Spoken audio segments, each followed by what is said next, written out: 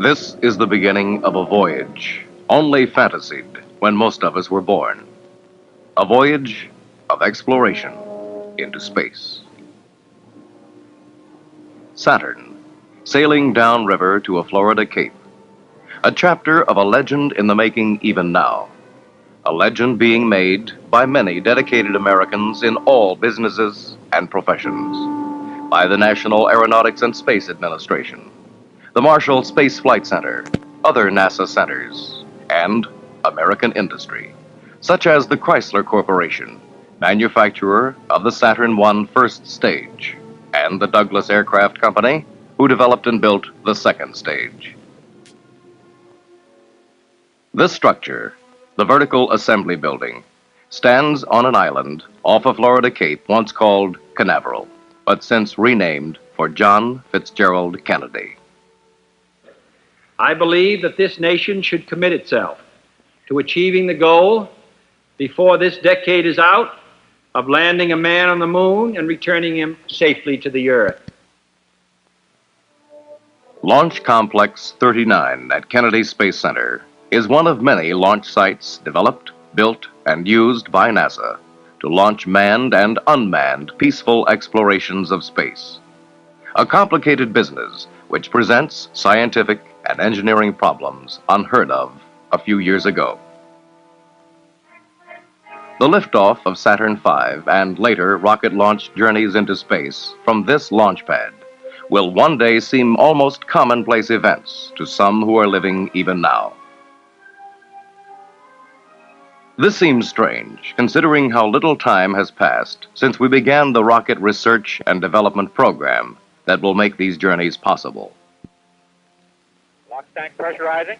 On Launch Complex 34 at Cape Kennedy, not far from the Apollo Saturn V spaceport, the first Saturn I countdown began not too long ago, on October 27, 1961. 10 unmanned flights have been made by Saturn I launch vehicles. Each of Saturn I's 10 missions took another cautious, necessary step toward extensive manned space exploration, not just of the moon, but even deeper into space. And only 16 years before, the research and development program responsible for Saturn I's success was just beginning in this country. And so, before the drama of the first Saturn launch begins, it might be well to understand its full significance, to see how deeply the roots of Saturn lie in the history of rocket flight. In these early years, there were several groups doing research to develop useful rocket vehicles. Even as today, the information gained was freely exchanged, rapidly extending the base of our knowledge, developing new technology, creating experience and skills from which we might ultimately move to spaceflight. From one of these groups came the first true spaceflight in the world. On February 24th, 1949, a WAC corporal placed a payload outside of the Earth's atmosphere. As these groups continued to extend this country's rocket technology, more room was required, and rocket researchers began to spread over the United States. In 1950, the Army Research Group moved to Redstone Arsenal, Huntsville, Alabama. Here, the successful Redstone and Jupiter missiles were developed by the United States Army. The Redstone and Jupiter, the grandfather and father of the Saturn. For during their development, the scientific base and technological know-how necessary for Saturn I were obtained.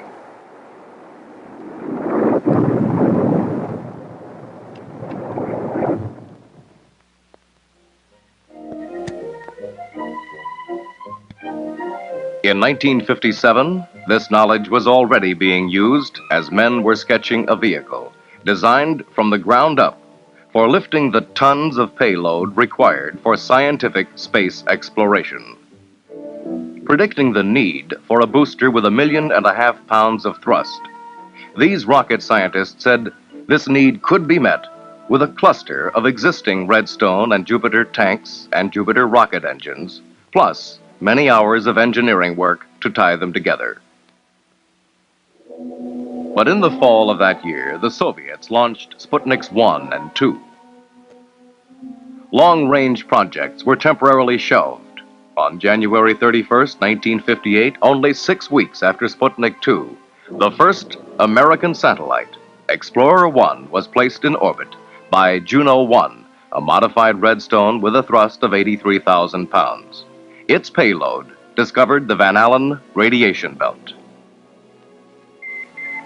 With our own capability in space an established fact, on July 26, 1958, ARPA, the Advanced Research Projects Agency, approved the program for a clustered engine booster with 1.5 million pounds of thrust.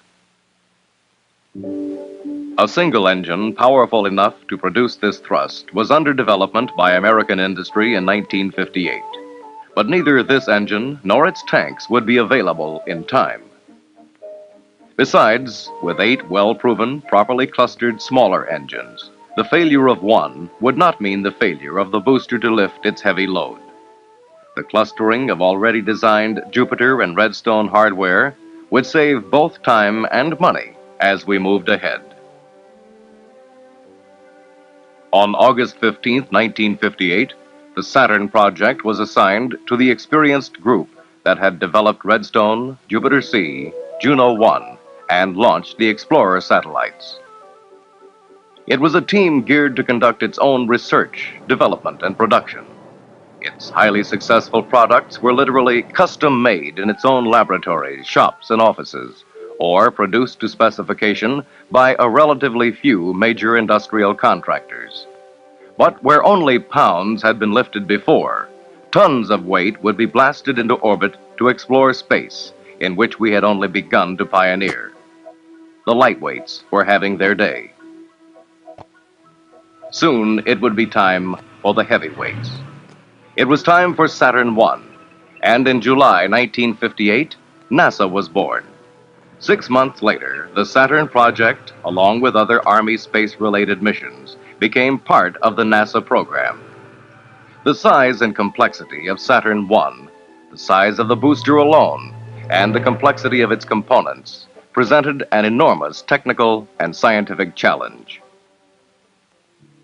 Another challenge would be presented by the larger complexity of the management and organization required to sustain a number of other space projects already underway in 1958, and yet move on beyond the frontiers of science and engineering. To produce a series of huge Saturn I rocket boosters in a mere handful of years, and to ensure success, would create a revolution in both management and engineering development. Early in 1959, it was decided to use the liquid propellant H-1 engine, an improved version of the S-3 Jupiter and Thor engine developed by Rocketdyne, as the basic element in the Saturn engine cluster.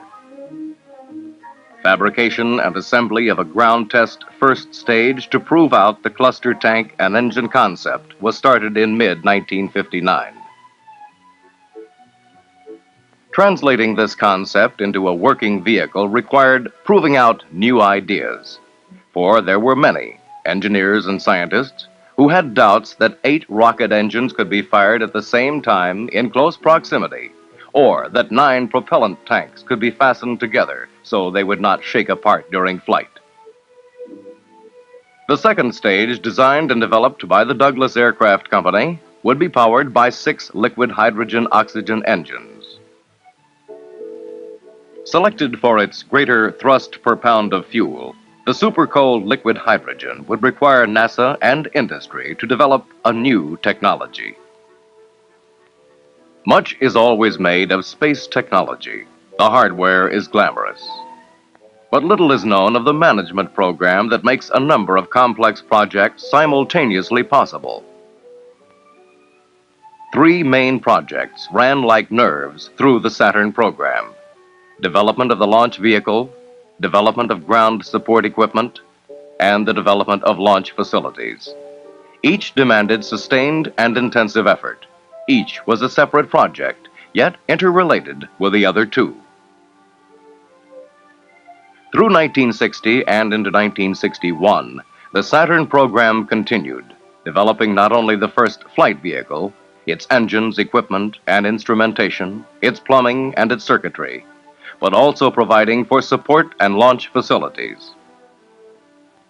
While the booster was being developed, modification began to a static test stand at Huntsville, Alabama, to captive fire the first stage. It took a year to convert the 177-foot-high structure. When it was finished, a mock-up was installed to check the fit and test out methods for servicing the booster during static tests. These static tests began in March 1960, first with 2. Then with 4. Finally, many weeks later, with all 8 engines running. Then came another change in the management of the Saturn I program. In September 1960, that part of Redstone Arsenal transferred to NASA was formally dedicated as the George C. Marshall Space Flight Center. President Eisenhower had long ago stated his belief that outer space should be used for peaceful purposes. Aeronautical and space scientific activities sponsored by the United States should be, he said, under the direction of a civilian agency. Now, this was an accomplished fact, and the President had this to say. We are propelled in these efforts by ingenuity and industry, by courage to overcome disappointment and failure, by free-ranging imagination, by insistence upon excellence.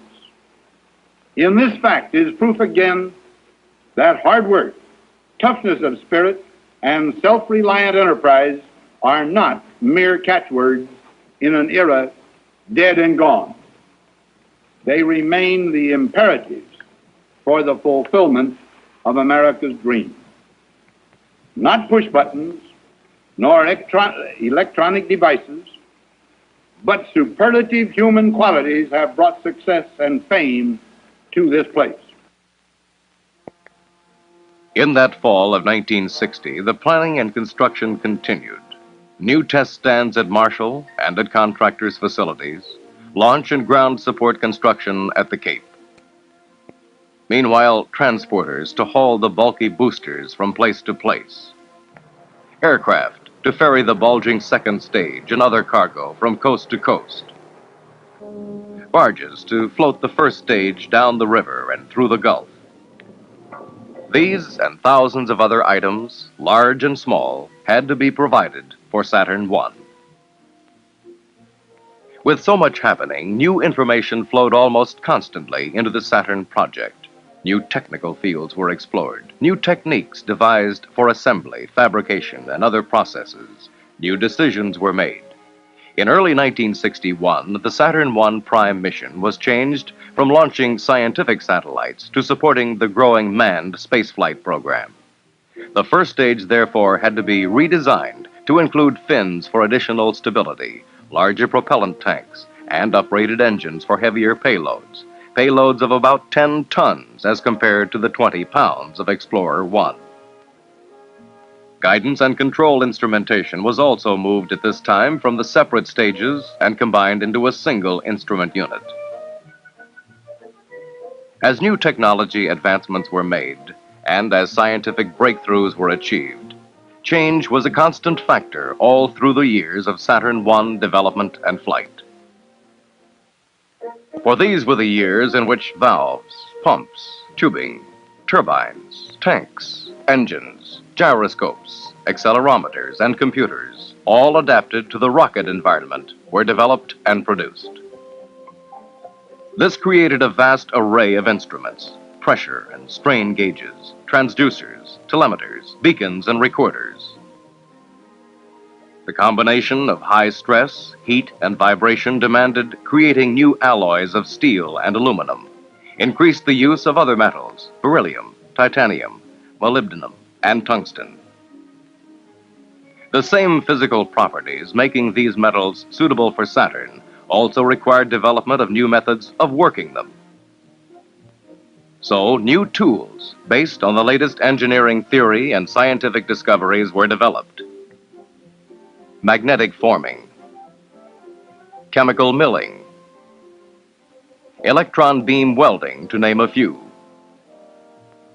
Ground service equipment was developed and produced for test stands and launch sites springing up like wildcat wells. Liquid fuels, some commonplace but others once considered rare and exotic chemicals, were produced by tons: kerosene, liquid oxygen, and hydrogen. Liquid hydrogen technology, the development of techniques for the manufacture, delivery, storage, and use of the super-cold liquid hydrogen with its minus 423-degree boiling point, reached a scale never attempted before. The engineering and research lay on the edge of the state-of-the-art throughout the program, and the skills involved were more diversified than usual. No single government agency, or even the entire government, could command all the knowledge and skills needed. Rather, a combination of government, educational institutions, and private industry was needed. This led to increasing industrial support for the Saturn I program.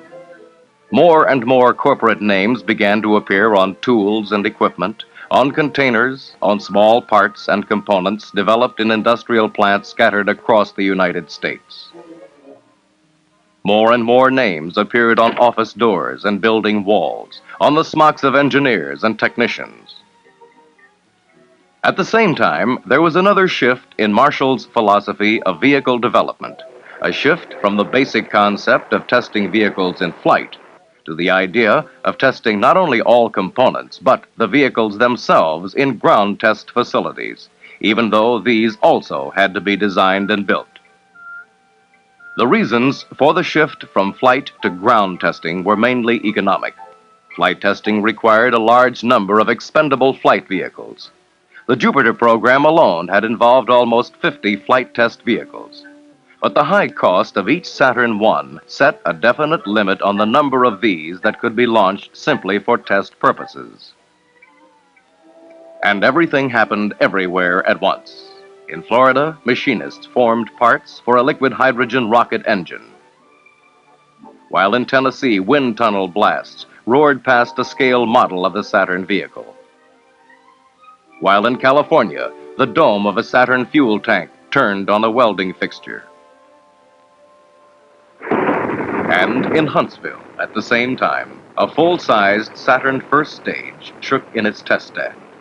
The use of mock-ups, special stages, flight stages, computers, special test stands, and other ground test facilities reached the point in the Saturn I program where the success factor for any given vehicle was exceptionally high.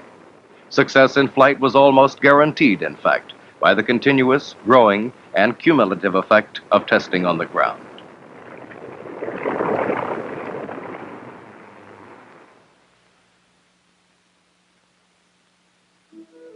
Research, design, develop and test. Assemble and test and modify. Test, reassemble and test, and mate and test, and modify, and test again. This was the pattern resulting in Saturn's reliability, a pattern that flowed through months and even years of constant change and growth and new research that often began the cycle over again. Finally, not somehow, but as the result of management grounded in science and technical competence, the reliable parts, components, systems, and stages of Saturn I were joined. In August 1961, the first Saturn flight vehicle was ready for shipment from Marshall to the Cape. Its stages and payload body moved from Marshall shops to docking facilities on the Tennessee River for loading aboard the barge Palaemon. On August 5th, the barge began its slow trip downriver, through the Gulf of Mexico, and around the Florida Peninsula to the Cape. There, the stages were unloaded. Assembly of the first flight vehicle began in the middle of August. Towering 162 feet on its launch pedestal at Launch Complex 34, loaded with propellants, its weight on liftoff totaled 460 tons. Before that happened, however, other matters were attended to. On September 13, 1961, contracts were let for the Army Corps of Engineers to build Launch Complex 37, an additional Saturn I launch complex. At Marshall, designs were being drawn of bigger and more advanced Saturn vehicles to launch manned explorations of the moon and deeper space. In October, NASA acquired Michoud Ordnance Plant at New Orleans. Here, in this manufacturing facility, Chrysler would build the last two Saturn I first stages, and Chrysler and other NASA stage contractors would build first stages for more advanced Saturn vehicles. Out west, an upper stage manufacturing and assembly site for advanced Saturn vehicles was planned for Huntington Beach, California by Douglas Aircraft Corporation. Such planning extended into the years ahead. For the launch of the first Saturn vehicle from Launch Complex 34 on October 27, 1961, the Saturn I and advanced Saturn flight programs were only beginning. 1, 0. Ignition. All engines running. Launch commit. Launch commit. Liftoff. The first Saturn launch was almost flawless. None of the 10 flights presented significant problems. The prime mission of the first 4 Saturn flights was to verify first stage design and prove out launch facilities. There were some distinctive differences, however, between these early flights. A secondary mission was assigned to SA-2 and 3, Project Highwater. 95 tons of water ballasting the dummy second stage was deliberately exploded in space to see what effect this would have on the ionosphere. The explosion caused only a temporary disturbance. SA-3 also carried the first full propellant load of 750,000 pounds. A secondary mission for SA-4 was the testing of its engine-out capability. One engine was cut off in flight to see if the vehicle would operate on the remaining 7. This it did, scoring the 4th Saturn I success. On January 29, 1964, NASA launched the 5th Saturn I. The liquid hydrogen-fueled second stage, flight tested for the first time, functioned perfectly. First stage engines shut off as planned. Onboard cameras recorded second stage separation and ignition. The stage's engines burned for 8 minutes, and with attached instrument unit and sand-filled nose cone, attained orbit as an Earth satellite. This almost 19-ton satellite was the heaviest ever orbited by the free world. SA-6, launched 5 months later on May 28, 1964, was the first to place into orbit an Apollo boilerplate command and propulsion module. The Apollo spacecraft is being developed by the Manned Spacecraft Center, Houston, Texas. There was another first for SA-6, activation of a new guidance system. This system, developed at Marshall, was unique and complex, fully exploiting the state-of-the-art. It was designed to constantly monitor the flight path and compute completely new trajectories as the flight progresses.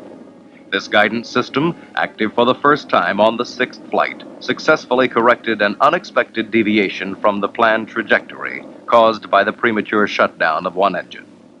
As a result of this kind of excellent performance, SA-6 was the last Saturn I R&D vehicle instead of SA-10 as originally scheduled. The rest would be operational vehicles. On September 18, 1964, SA-7 launched the second Apollo boilerplate spacecraft into orbit, testing its structure and design and demonstrating its compatibility with the launch vehicle.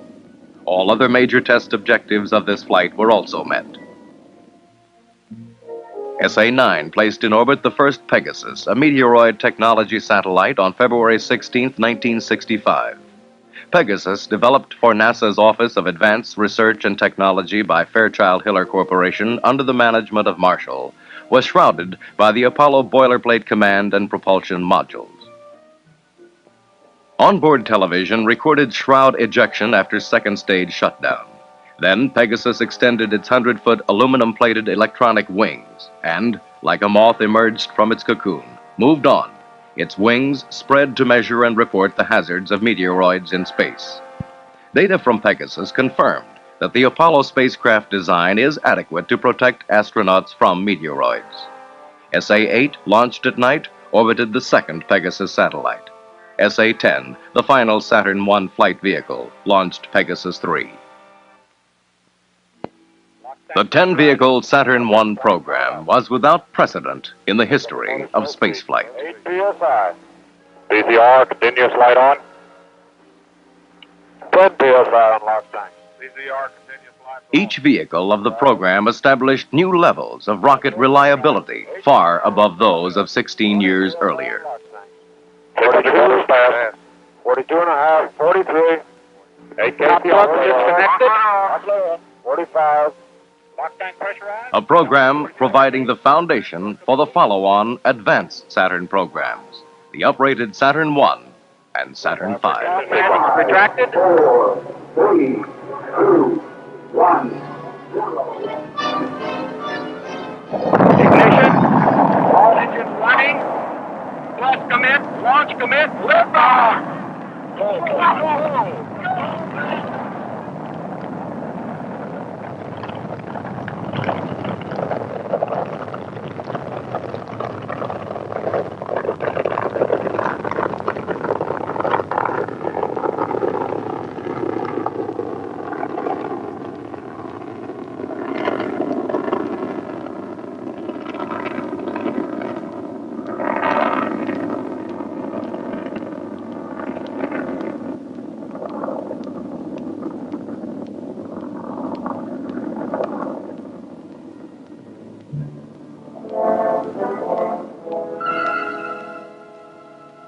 That's the story of the first 10 lives of Saturn I, each one an essential step in the development of large launch vehicle science and technology.